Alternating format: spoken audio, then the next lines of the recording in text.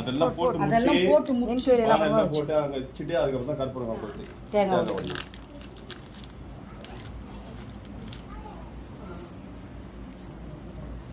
போடு கொஞ்சமா போடுறா இதுதான் நிறைய போடு மூணு வாங்கிட்டு வந்து போடு நீ கொஞ்சம் போங்க பொண்ணு குத்துரு சாப்பிட்டா போடு நல்லது தானே போ பாப்பா போ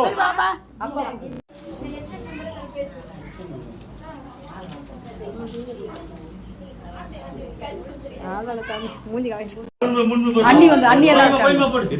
முதல்ல பெரியவங்க போட்டு அப்புறம் அண்ணி வந்துட்டாங்க பாரு பெரியவங்க அண்ணி அண்ணி போடுங்க அவங்க அண்ணா அண்ணி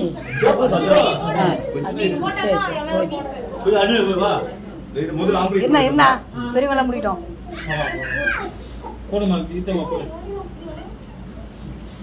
போடு போடு போடு போடு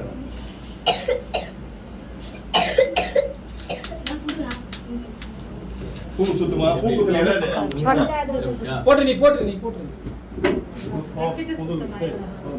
வெச்சிட்டா சுத்துவாங்க எப்பா வா போடுங்க